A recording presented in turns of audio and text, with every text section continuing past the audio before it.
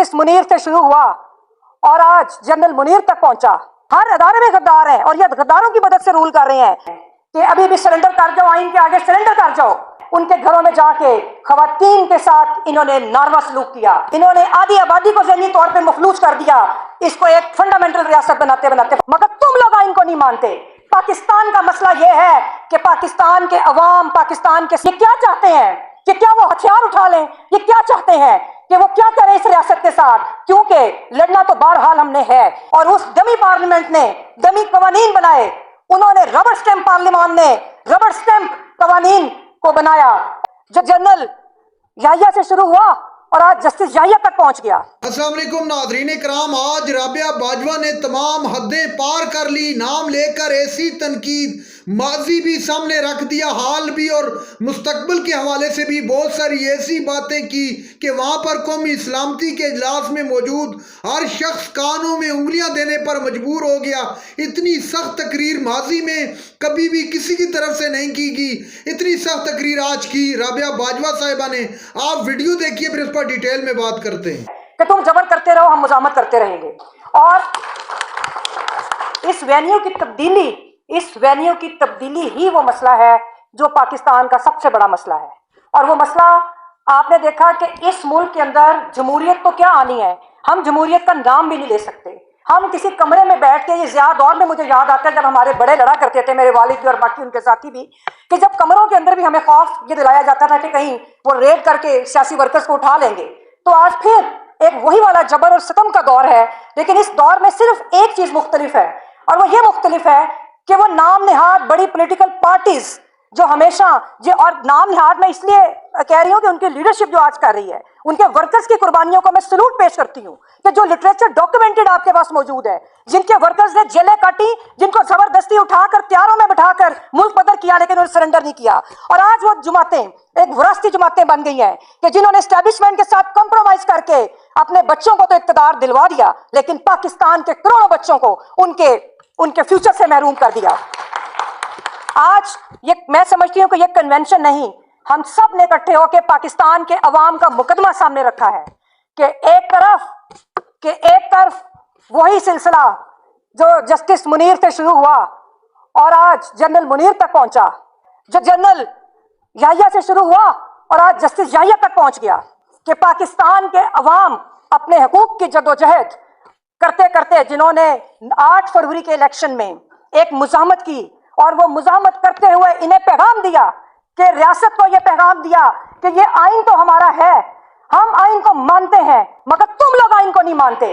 पाकिस्तान का मसला ये है कि पाकिस्तान के अवाम, पाकिस्तान के सियासी वर्कर्स, पाकिस्तान के खवातीन और हर तबका फिक्र के लोग इस आइन के लिए कुर्बानियां देते आए हैं। पाकिस्तान के वकला, उनकी सारी जदोजहदी इस आइन और कानून की बालादस्ती से इबारत है। जब पूरा पाकिस्तान समझौता कर गया, सियासी जमातें समझौता कर गई, तो वकला खड़े रहे। हामिद खान साहब की सरबराही में प्रोफेशनल ग्रुप अपना किरदार अदा करता आया भी है और लड़ भी रहा है और करता भी रहेगा।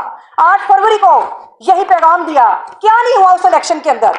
किस तरह कभी दुनिया की तारीख में नहीं हुआ कि उम्मीदवारों के जो नॉमिनेशन फॉर्म से उनको फाड़ दिया गया, उनसे इलेक्शन सिंबल छीना गया। ये क्लेम करते हैं कि हम एक इस्लामी रियासत हैं।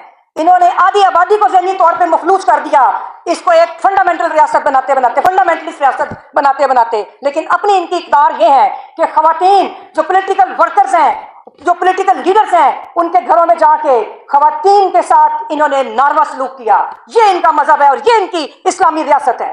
तो उसके बाद पाकिस्तान के अवाम ने 8 फरवरी को एक वोट के जरिए जो मुज़ाहमत की, वो भी दुनिया की तारीख की एक अनमोल मुज़ाहमत है।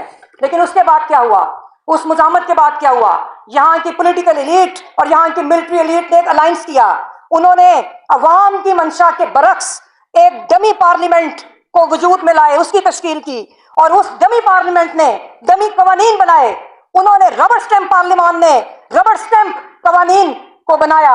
और आज आप देखिए कि पाकिस्तान का आइन, कि जिसमें से आज़ाद अदलिया को भी मिन्हा कर दिया, जिसमें से बुनियादी इंसानी हकूक को निकाल दिया, तो अब अगर उसको हकीकी तौर पे देखा जाए तो वो पाकिस्तान का आइन नहीं, वो तो सिर्फ ایک ایڈمنسٹریٹو ایک دستاویز رہ جاتی ہے کہ کس طرح یہ باقی انتظامی امور چلیں گے، جہاں پر اس ریاست کے اندر کہ جہاں پہ بلوچستان کی خواتین سڑکوں پہ جب وہ جہد کر رہی ہیں، پورا بلوچستان آج سڑک پہ بیٹھا ہے، KPK کے اندر ظلم ہو رہا ہے، سندھ کے عوام بے چین ہیں، اور اب پنجاب کے اندر مزاحمت ہو رہی ہے.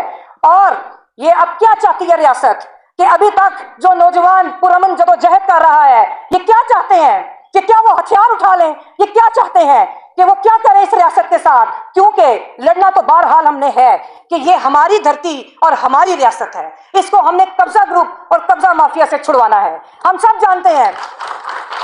جانتے ہیں کہ پاکستان کے کاروبار کرنے والے کون سے ادارے ہیں کہ جن کو جو پاکستان کی حکومتوں کے تابع تھے اور ہونا چاہیے آئینی طور پہ، پھر ہی ہم ان کی رسپیکٹ کریں گے. لیکن انہوں نے اپنی بندوق کے زور پہ کاروبار، پاکستان کا کوئی کاروبار ایسا نہیں کہ جو یہ نہیں کرتے. اور اب کارپوریٹ فارمنگ کے نام کے اوپر، اس کے نام پر اب انہوں نے ایگریکلچر کے اوپر بھی، ایگریکلچر سیکٹر کے اندر بھی اپنا لوہا منوانے کے لیے میدان میں اتر رہے ہیں. اور ادھر بھی ایک تحریک چل رہی ہے. ہمارے انجمن مظاہرین اکاڑا کی تحریک کا ہم خود حصہ رہے ہیں کہ کس طرح وہ جبر کے خلاف وہ خواتین کس دلیری سے لڑتی رہی کہ جن کی زمینوں پہ قبضہ کیا ہوا تھا اور آج بھی کیا ہوا ہے، کس طرح کی انہوں نے ظلم سہے، وہ ایک علیحدہ سے داستان ہے. تو بس آخر میں بات کرنے کی صرف یہ ہے کہ ابھی بھی ہم ان کو کہتے ہیں کہ ابھی بھی سرنڈر کر جاؤ، آئین کے آگے سرنڈر کر جاؤ. یہ ریاست تو ہماری ہے، آئین کے آگے سرنڈر کرو. ہماری ریاست ہے، ہم اپنی جدوجہد کریں گے، اور خواہش بھی ہماری یہ ہے. ہم تو وکلا تو ویسے بھی ایک پرامن جدوجہد، مجھے آج یاد ہے کہ ضیاء الحق کے دور میں ہائی کورٹ کے احاطے کے اندر ہم نے MRD کی موومنٹ کو کس طرح اسٹرینتھن کیا تھا. اسی طرح آج 30-40 سال کے 35 سال کے بعد آج ہم پھر اسی دائرے میں سفر کر رہے ہیں کہ جو حسین شہید سہروردی وردی سے شروع ہوا، اور آج عمران خان جو سابق وزیر اعظم ہے، آج آپ نے ان کو پابند سلاسل کیا ہوا ہے. تو بہرحال اب میں آخر میں صرف آپ لوگوں سے یہ گزارش کروں گی کہ جو وکلا کی فریڈم موومنٹ ہے، جو وکلا کی فریڈم موومنٹ ہے، اس کا ساتھ دیں. 10 فروری کو ہم لوگوں نے آ کے اتنی پابندی تھی کہ شارع دستور پہ دستور کا نام نہیں لینے دیتے تھے، تو ہم نے پورے پاکستان اسلام آباد کے اندر ریلی نکالی. آگے بھی ہم اپنی جو جدوجہد ہے اس کو جاری رکھے ہوئے ہیں. جس طرح آپ لوگوں نے الیکشن لڑا تھا، ہماری بات میں بھی وہی الیکشن ہو رہے ہیں. ہر ادارے میں غدار ہیں اور یہ غداروں کی مدد سے رول کر رہے ہیں.